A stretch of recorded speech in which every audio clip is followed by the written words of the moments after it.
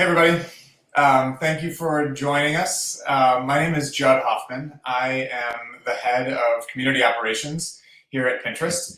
I've been at the company for about 8 years or so, basically in this same role, focused on policy and operations.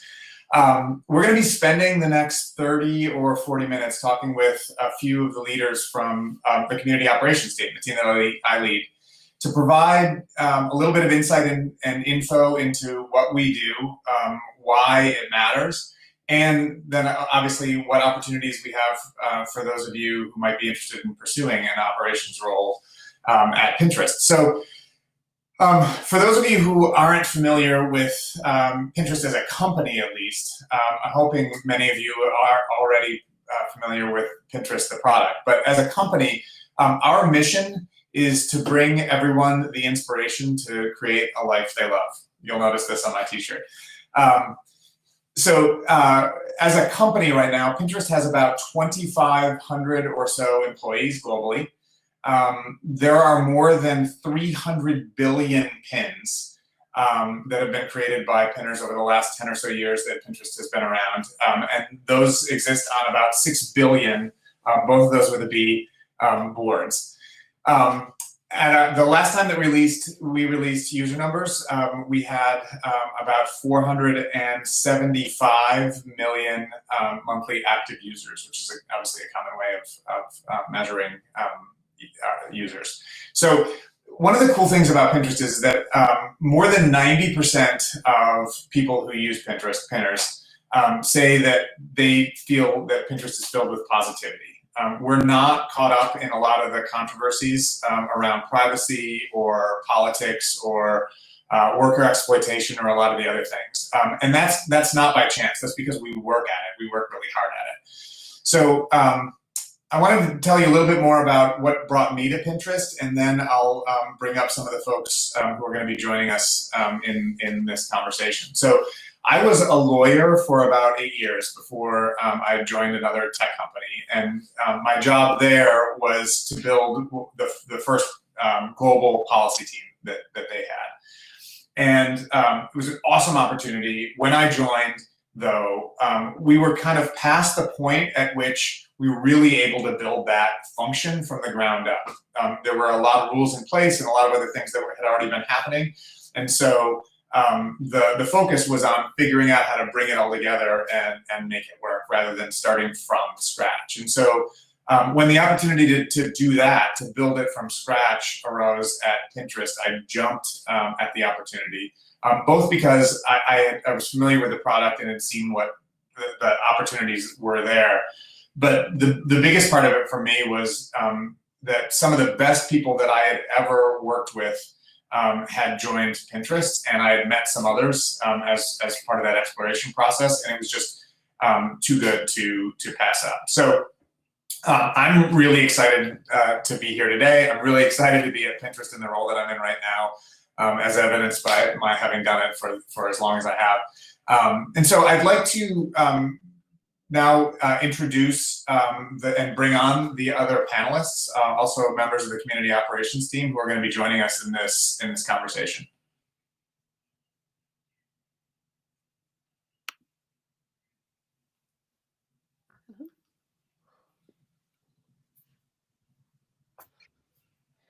All right, I'll wait here, I think.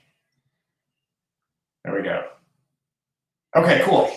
So I wonder whether each of you could spend just a couple of minutes kind of introducing yourselves and what you do, and then we'll jump into the conversations and the hard-hitting questions.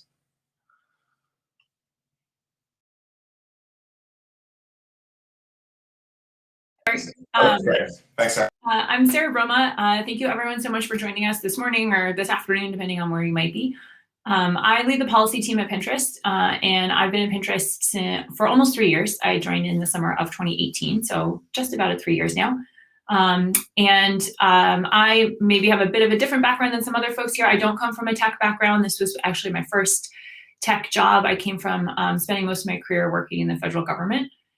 So this was a really big career change for me, which maybe some of you are. And I think just like a little bit about why I joined Pinterest in particular, it was a really awesome opportunity to have a ton of impact. As Judd mentioned, we don't have that, like our employee base is actually relatively small, 2,500 people, but we impact the decisions we make and the work we do impacts more than 450 million people monthly around the world, right? That's a huge opportunity to have impact on people's lives. We have a really broad range of responsibility because of that also, right? So the policy team at Pinterest, for example, does ad policy, content policy, spam policy, but we're pretty small. So everyone gets to have a really broad range of responsibility. So for me, leaving my old job, which was really interesting and a career I actually really liked, I wanted to go someplace that I could have real impact. And so Pinterest really felt like that to me. The size of the company made a lot of sense to me. And I think the second main thing about why Pinterest was the mission. Our mission, as you can see on all our shirts, is really something we take seriously, right? We want to bring people inspiration.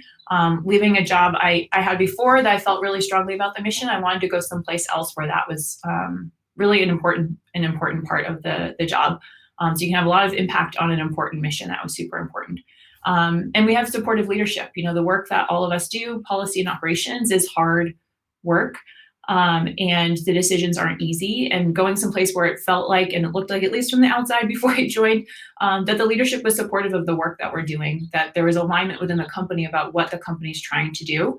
And I think these jobs would be even harder if you didn't have that. So those three things were really top of mind for me as I was trying to figure out what my next steps were in my career. And then the people were wonderful. Again, it's always hard to tell from the outside, but it really does feel like it did when I was going through the recruiting process once I got here. So that's a little bit about me and kind of why I joined Pinterest. And we'll talk more later. Seb, do you want to go next? Thanks, Sarah. Yeah, hi everybody. Good morning, good afternoon, good evening. I'm Sev, and I lead our trust and safety operations team. And I'll go into just what that encompasses. But previous to joining Pinterest, I just hit my 1 month yesterday. So that noob card is burning out. But previous to Pinterest, I was at Facebook for 10 years and did a lot of different trust and safety jobs over the course of that. The reason that I chose to come to Pinterest after so long at a place like at Facebook, a couple things stand out. So one, in talking with Judd and Sarah and others during the interview process, became really, really clear that Pinterest is a very people first place. And you know, that continues to ring true as I go through like orientation and talking to folks and things like that. Usually the first thing that we hit is like, what are we doing for pinners? What are we doing for the workers who do the work? And that was definitely a really important aspect of my next career move and like where I wanted to go next. So that, excuse me, that was a big factor. The other is I'm definitely, like many in tech, I'm a builder and I love hard problems. I definitely think there's a lot of really interesting problems to think about within tech more broadly, with all the challenges that are on the horizon. And Pinterest seems like a really great place to do that, and a great team to work with to do that. So just talking through again, like with interviewers and people on the team, really, really clear that there's a lot to do and great people to do it with. And then from a personal perspective, you know, in my career growth, like I mentioned, had a lot of different jobs in trust and safety, and in a big house like Facebook or Google, even if you have a really big important job, you're just a slice of the pie. And so coming to a place like Sarah said, where like you have a really lean team having big impact, you have an opportunity to use like all the skills that you've built and wear those different hats. So I'm really excited to get into that. And, you know, in the conversations I've had in that first month, very clear I'm going to need all of them. So really excited about that. So that's just a little bit about me. 1 month in, really excited. Everybody's been great. And I guess I'll pass it over to Michaela. Hey there, I'm Michaela and I run the user services team. And before that, I was at Twitter where I led a policy team for 5.5 years, and I loved my team, but I sort of had gotten to a bit of a crossroads and I wasn't sure what I wanted to do next. And so my friend Adeline, who's a former colleague, she had suggested that I talk to Judd and just ask him sort of, he's had a lot of experience in the industry and also has dealt with similar decisions, career decisions in his life. And so she had suggested that we have a call. And so she got us in touch, and it was a great conversation. And I suggest if you have an opportunity for that kind of mentorship, like take it, because you get these insights. They also just ask the right questions to get you thinking. And so I got off that call with some new ideas and sort of just some ways that I was thinking about it. But there was one thing that really, really stuck out, which is I want to work for that dude. And so the first chance that I got, that's what I did. Carl? I never heard that story before. I love it. Hi everyone, wherever you are. My name is Carl Conway, and so I essentially hold two roles at Pinterest. My core role, and the reason why I'm here today, is I head up the community operations team for the EMEA region, based in the Dublin office in Ireland.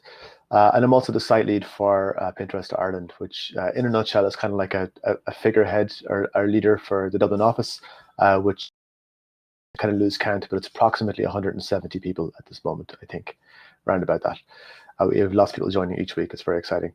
I've been at the company for over 5 years. And the reason I joined, or reasons, are kind of like an irresistible one coupled with sort of a common, more mundane one. The more common one was that I was an avid Pinterest user and loved the product, and I'd been following the company since the beta opened in 2012. So I was using Pinterest. And then more compelling, really more compelling reason was that when I was joining, I had the opportunity actually to be the first permanent employee in Pinterest in the Dublin office, in what was going to be our EMEA headquarters. So I couldn't say no. It was too irresistible of an opportunity. So that's why I joined.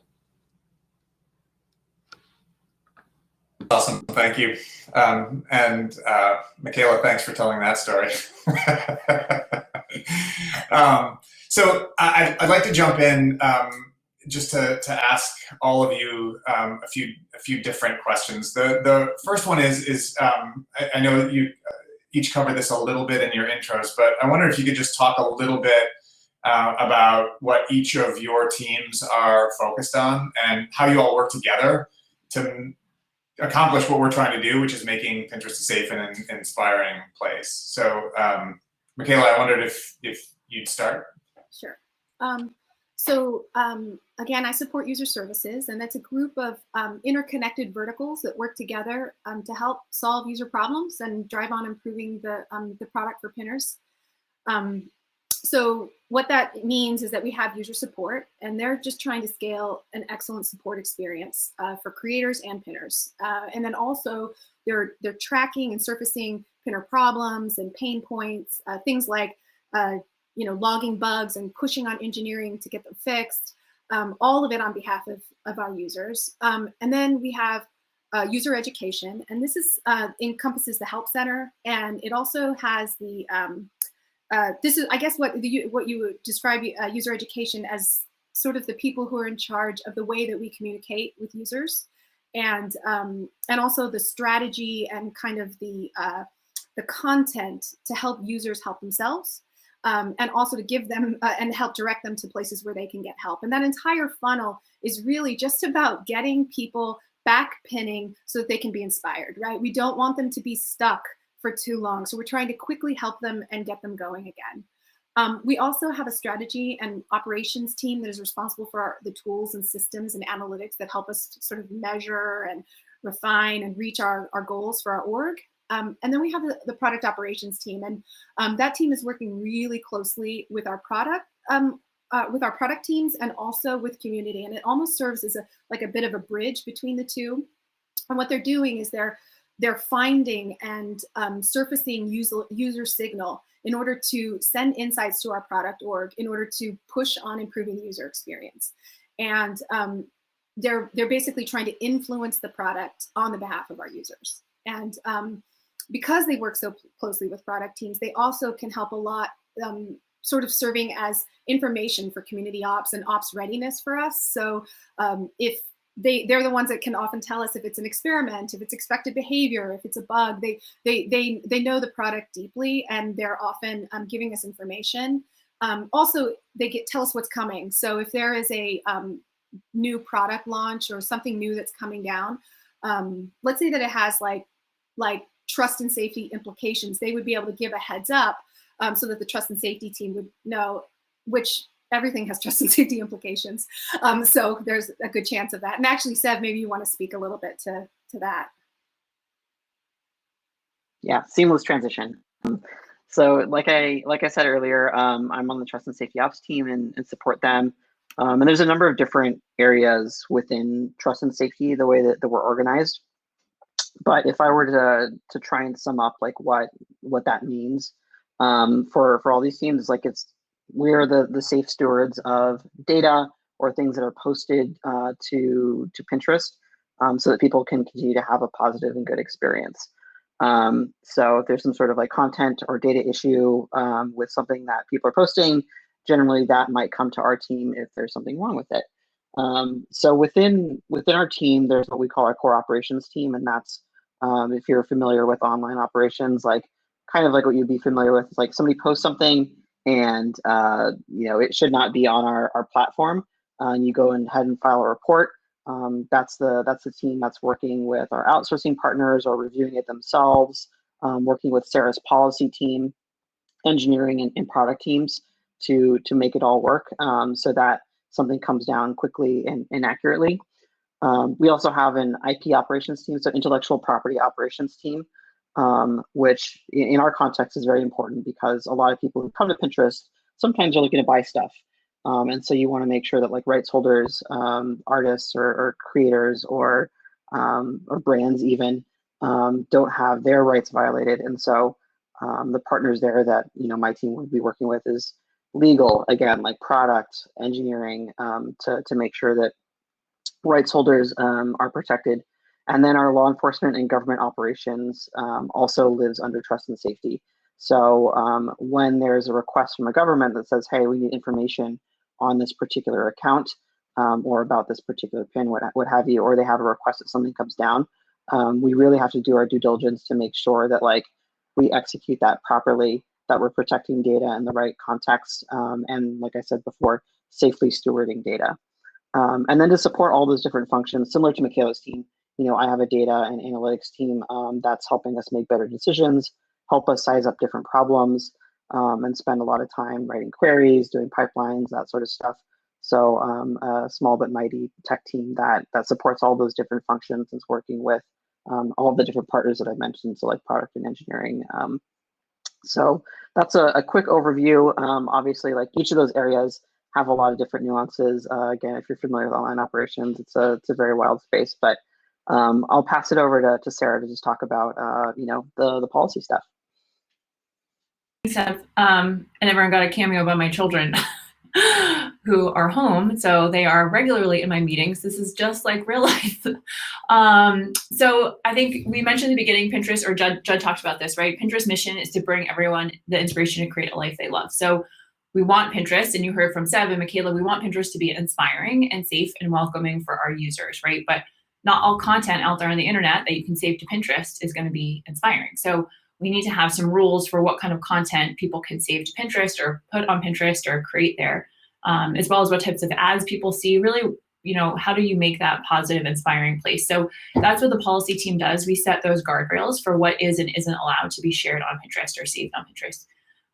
So our team covers really three main areas in thinking about that. Content policy, so the rules for what anyone can save onto Pinterest or what creators can create on Pinterest. And then ad policy, so what types of ads and advertisers are okay to see on Pinterest, what really feels like on brand and inspiring and it's going to add value to our Pinterest experience. That includes how can advertisers target users, what data can they use to find their customers, what types of shopping products, which as Seb mentioned, like a lot of people come to shop on Pinterest, that's a growing area. So what types of products are okay to be shoppable, what types of merchants should we accept? And then the last area is spam policy. So how do we make sure that Pinterest isn't spammy, right? With spam accounts, spam domains, spammy behavior, how do we keep Pinterest that safe, inspiring in place? So our team really covers those three main areas, thinking about our mission as kind of that North Star. So thinking about how do you make Pinterest inspiring? How do you write the rules so that the content that you see is inspiring, but not kind of over enforcing either. We want people to be able to use the product. So each part of our teams works really closely with a bunch of different teams within community operations.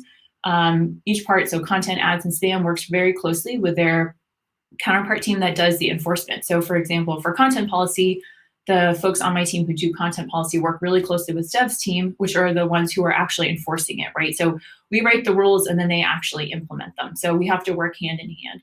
Same on ads and spam, there's teams that enforce those policies. And then outside of community operations, we work with lots of different teams as well. We touch on lots of different issues. So we work really closely with legal, making sure that we're abiding by any regulations. We work closely with our public policy and our communications team to think about both like what's happening out in the industry and how can we explain our policy decisions to people. Really closely with the international team. Pinterest is very, our users are very global. Our whole team right now currently is based in the US. So we have to really partner with international, make sure our policies are working for users no matter where you are. On the ad side, we work really closely with our sales team. So it just depends on the issue. We touch on lots of different parts of the company to make sure that we're best supporting Pinners and Pinterest. And then we also work with outside organizations, right? We are a small team. We aren't experts on every possible thing that might come up ever on the internet. So we partner with experts, get feedback from them, get input, follow trends, and really just leverage their expertise. So for example, one issue that we take really seriously is health misinformation. So we partner and meet regularly with public health organizations like the CDC and the World Health Organization. And like I said, we're currently all just based in the US, but we're going to be expanding our team into Dublin soon, which will be really exciting for our team. We're the one team in community ops that doesn't have a presence right now in Dublin. So I'll turn it over to Carl, who can talk more about what's happening in Dublin. So we have representation in EMEA in Dublin for a lot of the teams you just heard about. In terms of who we haven't heard about from today, I suppose the big team is business integrity, which is made up of spam operations, marketplace quality, and we're just starting merchant operations as well. Marketplace quality, you're reviewing advertising and making sure that the ads that our salespeople are helping to place on Pinterest with their advertisers are compliant with their policies. We have a growing global outsourcing team also in Dublin. We're one right now. We're going to be 3 pretty soon. And on that note, I suppose a big portion, or maybe one of the main sort of things that the EMEA team is really focused on at the moment, particularly the past 12 months, is getting to grips with working with an outsourcing partner based in the EMEA region, who's taken on and continues to take on large parts of our operational workload. So that's kind of really, I would say, new territory for a lot of our teams and even for some of us on the call, I think. We've been learning how to work with a large organization outside of our company. So it's really kind of, getting to grips or getting to know this other company, managing relationships, and helping them get ramped up to take on new work, and as well as supporting and improving the efforts around the work they've already taken on. I think this is only about 12 months old or so it's been a really exciting development for us as a department, as an org.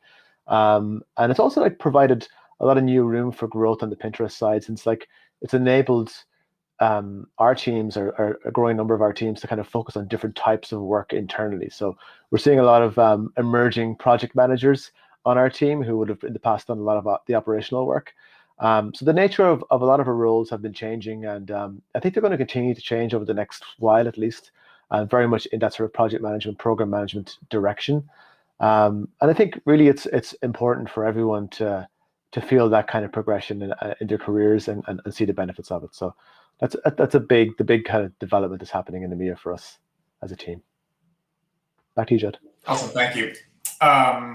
Okay, so we've kind of covered the substance of all of your particular areas. I wonder if we could just jump in really quickly, and I've actually seen some questions coming in that have been forwarded to me around this category, around just your personal experiences at Pinterest. So if you could talk a little bit about what's been exciting to see, or what, maybe Sev, we can start with you and talk about your experience so far. I know you mentioned to everybody that you're a month in, so kind of how has that been so far? Yeah, everybody's been very great, very gracious and generous with their time, which is definitely necessary.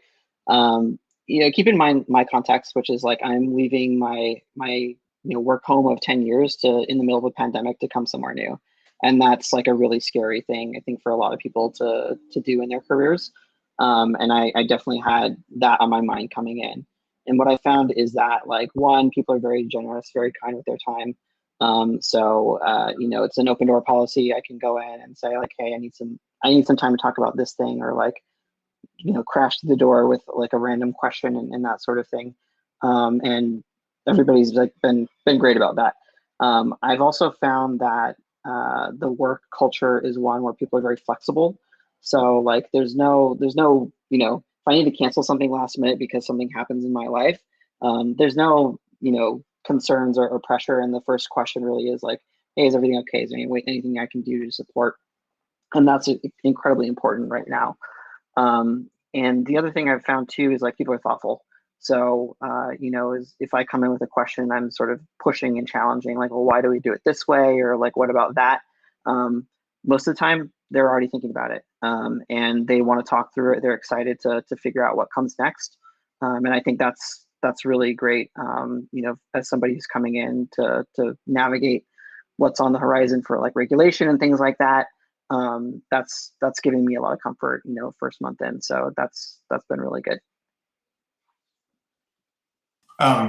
Michaela, what's something that's kind of exciting that stood out for you during your time at Pinterest, a little longer tenure?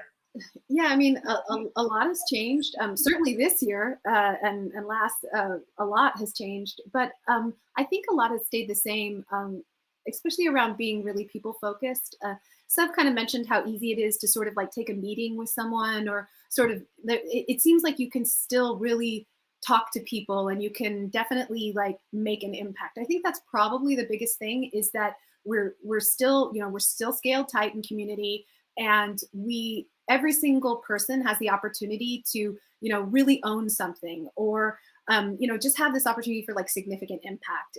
At any time right now, someone on the team could be coming up with some idea that we are totally open to taking, and I think that is such a wonderful thing, because first of all, we get great ideas, but also I think it develops people's careers. It just gives people a lot of opportunity to grow even in the company. I have people who were part of my original team when I started almost 6 years ago, who are now in product or in the engineering org, and it's so amazing to see them just tearing it up all across. It's really extraordinary, and I feel very proud to be part of that, because once you get a community ops sensibility, you bring that to the whole company, and that's really wonderful.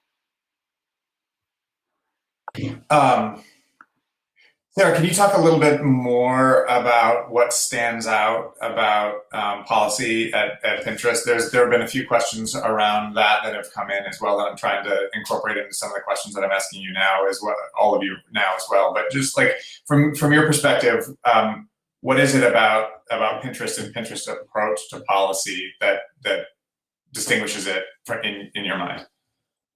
Yeah, that's a good question. I mean, I think one thing that really stands out is that, like we've said, and I keep reiterating, is that we have a really clear mission, right? The company is not trying to do everything for everyone. We are trying to be the place you come for inspiration. And that is a very clear mission that really drives how we make decisions, right? We are, that is really the North Star. I mean, it sounds kind of cliche, but that's very true. So when we're making decisions, we try to really think about like, what is the Pinner experience? Seb mentioned this a little bit, like put Pinners first is one of our company values, and it's very true. How do we really make the best Pinner experience for people? And then if we are kind of in this, like these decisions are hard to make, even if you do have a clear mission and you have your North Star, but it is true. Like what would be the best Pinner experience and how can we make that happen? So I think that really helps. Policy is still going to be a difficult thing to do, but we really have that clear mission. The whole company is aligned on it. I feel like we have a lot of support for leadership for the decisions we've made and decisions we make. And so, it really helps make everyone aligned around that mission and that North Star. Both inspiration, putting Pinners first, it really helps bring everyone together and make those hard decisions just a little bit easier to make. The teams are also really collaborative. So we work within my team, even though we do kind of 3 different things, ads, content, and spam. We work really closely together to make sure that we're making coherent decisions, right? Like, we don't want to be allowing something to be advertised and then the content team is like, but hey, we don't even allow that on Pinterest, right? We need to make coherent decisions, have a really clear framework for how we make those calls. And so we're really collaborative within the team. We're really collaborative with lots of different teams. I mean, I think there's probably like not a part of the company we haven't worked with, because policy really touches on so many different issues, and everyone's always really open to working with us, to thinking about the best way to go forward. And people really care about the product that way, right? They really want to make those good decisions. They really make that, they really take that very seriously. And I think it looks like there was maybe a question around like if we're proactive or reactive. I mean, I think we try as much as possible to be proactive. Like one example I think is, we've long had a health misinformation policy on Pinterest. Before I even got here in 2017, the team had made this decision, like we can't let health misinformation on the platform. People come to Pinterest to find ways to live a healthy lifestyle. Like we can't have information on here that's going to be really harmful, like anti-vaccine content. And they were seeing some of that. And so they wanted to take a proactive stance. So the team has had a policy way before anyone else did. And it's not always comfortable to be the first in the industry to do something, right? Sometimes that can be a little bit uncomfortable, like you're taking a stand and no one else maybe is, but it was the right decision for the company. And that has put us in such a good place. We've expanded on that, policies always being updated and changing and, trying to keep up with the times or trying to stay ahead of the times. But that policy has put us in such a good position. Like we took a very proactive stance. That meant that ahead of COVID, we already had a policy in place that allowed us to immediately start taking misinformation down about the pandemic. We saw some other platforms really struggling, like, where do we draw the line? Should we take this down? And we were able to move really fast because we had already made that decision. So yeah, we try as much as possible to be proactive in our decisions, to think ahead. You can't always predict the future, but if we have a really solid foundation of our policies, then that lets us move quickly and make decisions as a company. So yeah, I think that's how I'd put it. I was looking for the unmute button. Carl, could you talk a little bit about how you've seen Pinterest evolve? Specifically, you mentioned that you were the first employee in the Dublin office, been here for quite a while. Talk just about what you've seen, how things changed. Yeah, I suppose my experience is of the company evolving has in large part been affected by my own experience locally here in Dublin and in the EMEA region. So I suppose like starting off, 5 years ago with no support functions like IT, facilities, workplace, HR, recruiting, etc. Like you name it, we did not have it. So back when we were like tiny, and this is also true, but this is also kind of true today as well, I think. People kind of wore and still wear kind of many hats to get the work done and to make sure that we have what we need in region.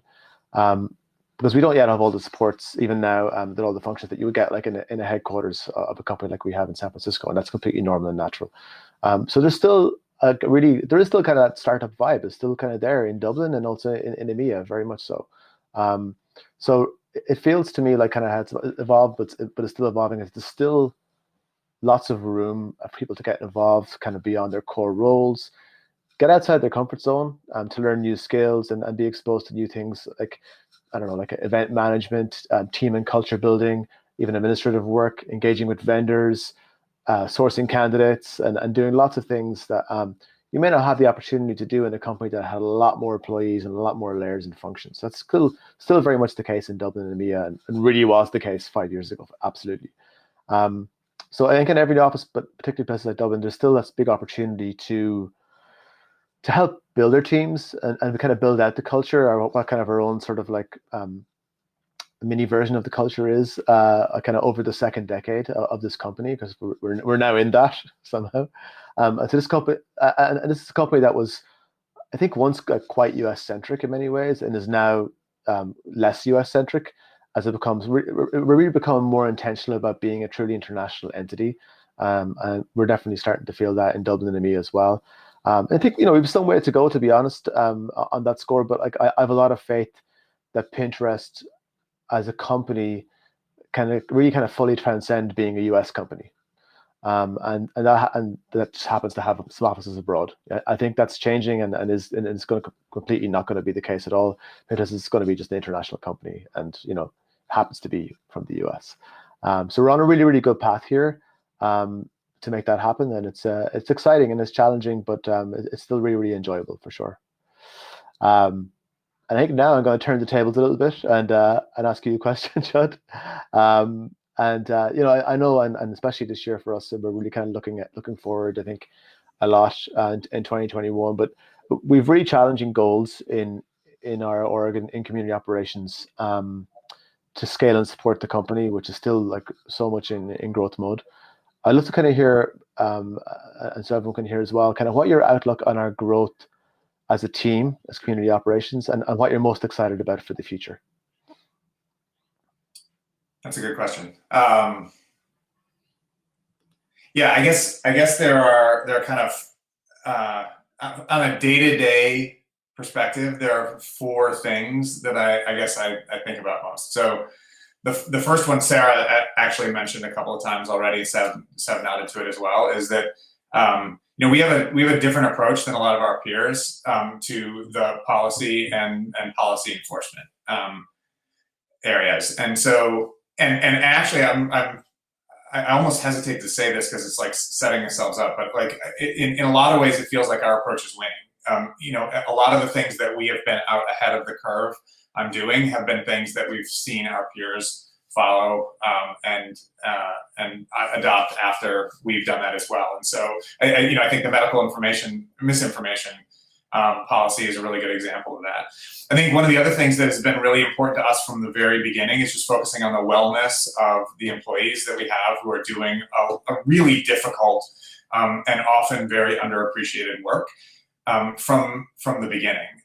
And you mentioned, Carl, that we're starting to work with third-party vendors for some of those workflows and that sort of thing. And that's something else that we've been really focused on, making sure that we were choosing a partner that had those same values and that we were able to actually influence the offerings that they had for those people on their teams who are doing that work. So and by the way, I think that's especially important. May is Mental Health Awareness Month.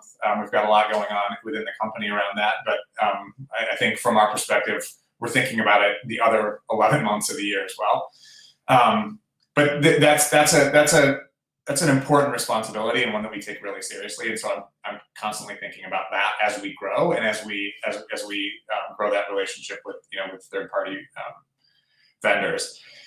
I think another thing that occurs to me is that as a result of that, the work on the community operations team within Pinterest is increasing in its sophistication. So the result of those third-party relationships is that a lot of the people who are in Pinterest and have been working on this and have been doing some of the work that those third parties are starting to help us do are now able to dive in and really dig deeper on really interesting problems. Investigations, that sort of thing, and actually identifying where we have opportunities. I think the other part of that is we've got a really great relationship with engineering and product, and they have helped us scale the team in a way that allows us to do that as well. So a lot of things that we used to have to do manually are now done through machine learning models and other really sophisticated tools. And so that, like from my perspective, it's allowing us to do continue to do the right thing, but at a much bigger scale. Third thing is our focus on creators. I think Michaela has mentioned this a little bit as well, but and it's a big focus for her team, obviously. Creators are the future of content on Pinterest, and so we're thinking about not just how do we get creators onto the platform and start engaging and making great content, but like what's the experience for those people once they're on it, so that they continue to invest and that they get the benefit of being on Pinterest, and everybody who's coming to Pinterest gets the benefit of the best content and the best stuff that they have to offer. And then the last thing, Carl, is something you had mentioned from the beginning, is just around our global expansion. So the company is obviously growing. We've figured out how to do a good job with our product and our policies and our enforcement. And all, there's always work to do, obviously, but all those things in the U.S. and in English-speaking countries.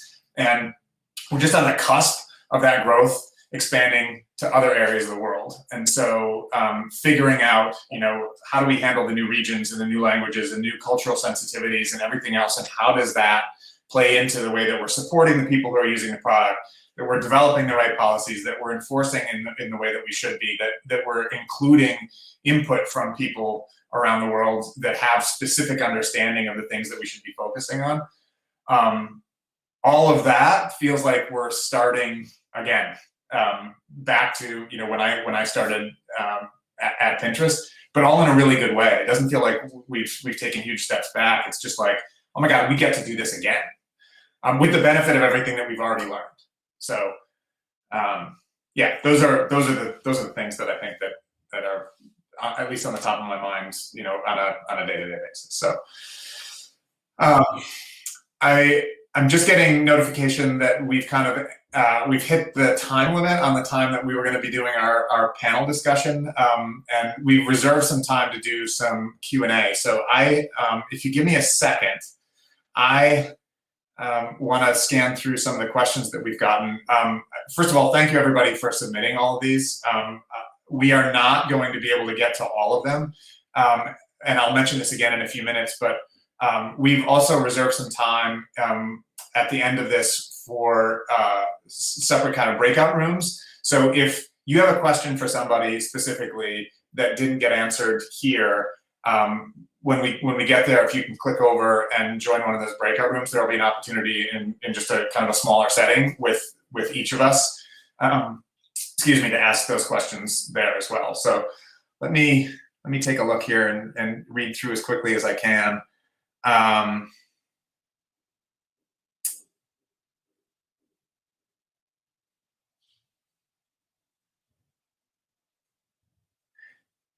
Here's a question for Michaela. So around your team specifically, I guess, is your team focused on all user support, or is it dedicated to a specific community like creators? And is there a difference between users and other communities with respect to the work that your team does? Got it. Great question. First of all, so the team actually owns support for all pinners and creators. Creators is actually relatively new, so this is an exciting addition to our team. And then the one area that we don't own, there is a team that is dedicated to the sales org that is for advertisers. So that falls outside of the scope of my team, although there is a lot of overlap just because every user sometimes they can be in the Venn diagram that can be overlapping. But that's what we own is the creators and then the overall user support across organic users. I hope that answers the question. Yeah, thank you. There have been a few different questions that are very similar that I think I bucket into kind of like questions about the hardest challenges that teams are facing, asked in different ways, but I'm doing my best to consolidate here. I wonder if maybe we can address some of those, if we could just run through relatively quickly, kind of if you can identify the one or two hardest challenges your teams are working on right now and why you feel that those are the important ones and the highest priority. Sarah, do you want to start? Yeah, sure. I think policy is always hard, right? So it's just challenging. That's like, it's inherently challenging. So that's always a challenge for anybody, no matter where you do this work. I think the two things for us are, we're a small team that does a lot of stuff for a lot of different people. And so just trying to prioritize, like, what is the biggest area that we need to focus on? There's a million different things we could focus on, right? There's so much stuff out there on the internet. It's always changing, right? So where kind of the either the most harmful content, the stuff that's the most prevalent on Pinterest, the things that our enforcement teams are finding the hardest, that we really need to focus our time and clarify the policy or get ahead of the policy, or kind of on outreach, like who are the groups we really need feedback from, and where can we maybe like not focus, or maybe we're going to have to get to that next half or next year, because we just can't do everything all the time. So yeah, just trying to prioritize and find the most impactful areas for our team to focus. And then this is mentioned, the global, our company and our product is increasingly global. And that's just challenging for a small team that's all based in one country, right? So how do we really make sure that the policies are working for users no matter where in the world you are? and taking into account what's going on the ground in those different countries, that we're making sure it's a safe and inspiring environment for them, as well as, users maybe in the US. So yeah, I think those are the two things. It's just, scaling and prioritizing, I think, would be the things I would say. Thanks, Sev. How about you on Trust and Safety Ops?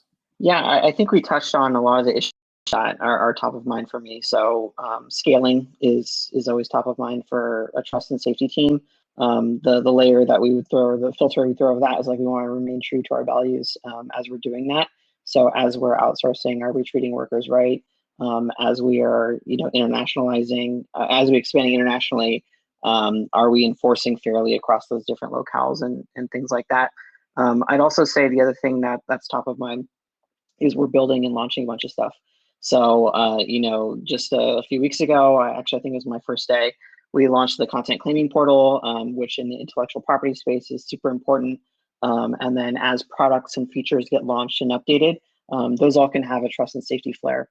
And so that's where my team really needs to figure out how to work seamlessly with product and other teams to make sure that we have that top of mind and that the platform remains safe and positive while not, while still being able to grow.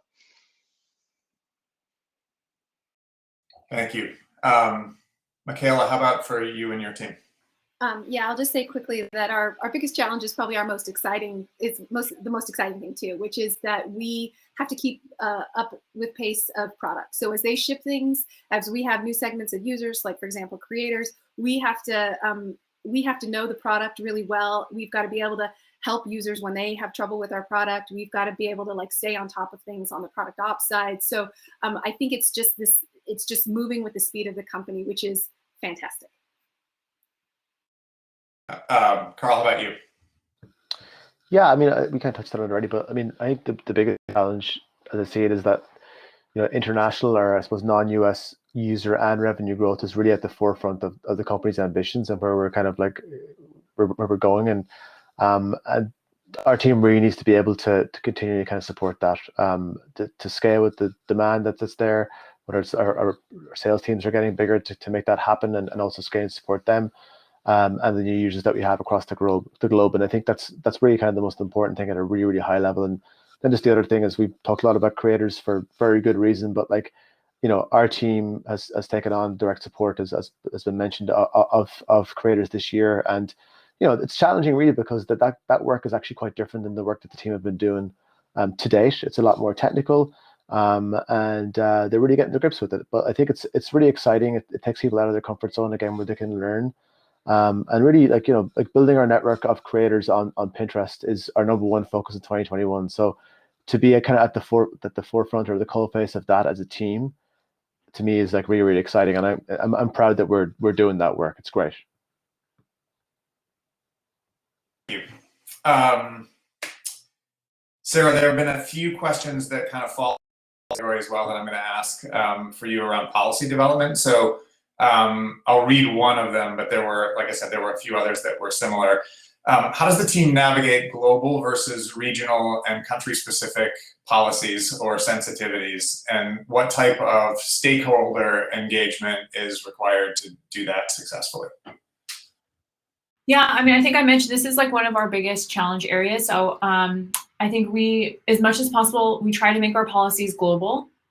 So if content isn't allowed on Pinterest, it's a global decision. Advertising is the one slight difference. We do have global advertising policies, but then there are some very strict and nuanced ad laws in different countries. So as we've continued to open monetization in new countries, we just opened in Brazil and Mexico, which were our first Latin American markets where we've opened advertising. We have had to look at potentially what specific ad policies we need in these different countries. Like some countries don't allow you to advertise alcohol and some do, for example, or some don't allow you to advertise other things. So we have had to do that a little bit on the ad side, but as much as possible, we try to make our policies global. Our policies are, again, because they're focused on inspiration and trying to make that inspiring environment, they're relatively strict, I think, compared to some other platforms. And so we have not so far had to put in specific content policies for different We do try to get input and pinner, feedback from pinners about what is and isn't working. So both on, the ads they don't like, the content that they're reporting, we do try to really take that feedback into consideration. We have teams globally. So while my team might be all based in the US, we have different Pinterest offices in different regions. We have an international team that has point people for different markets. And we get a lot of feedback from them on nuances, maybe not about changing the policy, but how is the policy enforced? Or if we say we don't allow, for example, our hateful activities policy, there's nuances in language, right? Different groups of people might be marginalized in different countries that are not in other countries. So how do we really think about those marginalized people? How do we think about the language in, for example, the tools that we use to block, slurs? That's different in different countries. And so how it's actually enforced and implemented might be a little bit different in different countries because of that nuance, but the policies themselves up to this point are global, if that makes sense. So except a little bit on the ad side. I'm conscious of time. I think we have maybe time for one or two more questions. I'm gonna hit one really quickly. There was a question about whether Community Ops is a global team or mostly headquartered in one city. So just to reiterate, we're representative of a bunch of different teams, all of which makes up community operations. As Carl mentioned, we have a significant presence approaching kind of half the team size, well over a third at least at this point, located within Dublin. The rest, while we were going into the office, was in San Francisco. I guess that's the case for both. And we're looking forward to getting back in to be able to see each other again. But those are the two places that we are primarily located. As happened with a lot of different companies over the last year or 14 months or so, we've kind of taken a different approach in the way that we think about location, and so we have a number of people who either were hired over the last year or so, or have chosen to move during that point that are in some different locations. And we're now in the midst of kind of developing what our back to work policies are going to look like and what those roles are going to be. The kind of the headline for that is that they're going to be more flexible than they were before as well. So the like where our team's located question becomes a little more complicated now than it would have been if you had asked that same question a year and a half ago. The other one that I wanted to quickly touch on was there's a question that around 2,500 employees, 450 million monthly active users, and just like how do we go about moderating content and responding to that many users with such a relatively small team, and just what does the content process or content moderation process look like? So I thought I'd give a really quick top line answer, and then maybe Sev, I can turn it over to you for more specifics. But I think from my perspective, which is over a longer period of time and not quite as close to the day-to-day at this point, the biggest difference that I've noticed over the last 4 or 5 years is our ability to scale our enforcement through more and more sophisticated tools, some of which are actually used by folks on Sev's team and our partners, but others which are kind of just running in the background and actually helping us do a better job of moderating content in general. And it falls into a couple of different categories. There are some where we can rely really heavily on some of the scaled approaches, machine learning models, that sort of thing. In particular, ones where the image itself gives us all the information we need to know about whether or not it violates a policy. And machine learning models are really good at that. And so we have continued to get better and better and rely more and more on those to help us do things at scale very quickly that 5, 6 years ago would have required a person actually looking at and making a decision. There are a bunch of other policies, though, where an image itself is not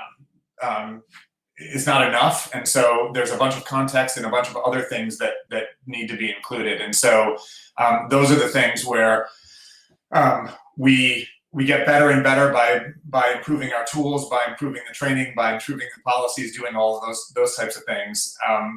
But I'm actually really proud of the efficiency that we've been able to achieve with the number of people that we have doing this work and the success that we've had and the really good outcomes. So I don't know, Seth, if you'd add anything to that.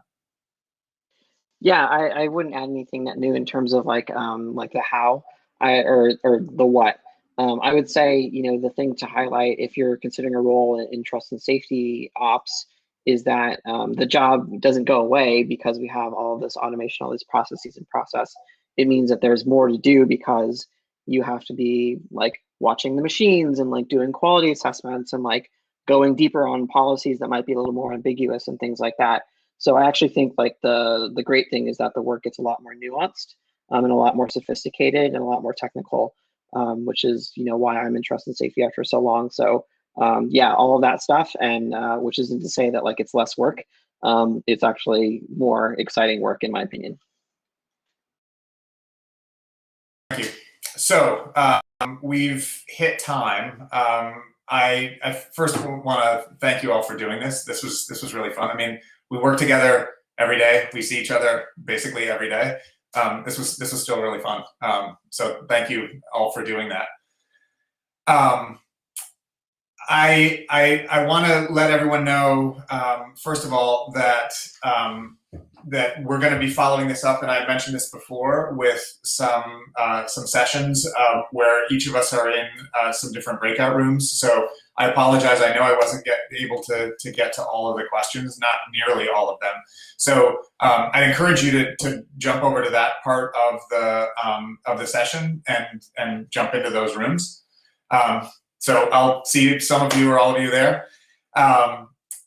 I guess the thing that I'd like to just kind of summarize before we wrap up is just like how many opportunities exist on community ops right now at a really interesting time within the company. We have all these things that I've mentioned this before, the globalization, the focus on creators. I think, forward-leaning policy and policy enforcement decisions. And so I'm just really excited about what we have in front of us. And I'm really happy to have all of you join us to learn a little bit more about it and hopefully learn more specifically from the other panelists that we had as part of this. What I'd like to ask now is if you are interested in follow-up questions, anything else, if you click on I think it's this way, the sessions button over on the side there, you'll have a choice. And each of those rooms will have one or two of us in. I'll jump over to there in a second. The idea there is we can have a conversation, Q&A, anything that we had covered or didn't cover, or anything else that you just want to talk about, and we'll be in there for about half an hour or so. So thank you very much. Really appreciate it. And I'll see those of you who choose my breakout room in a minute or so. Thanks a lot.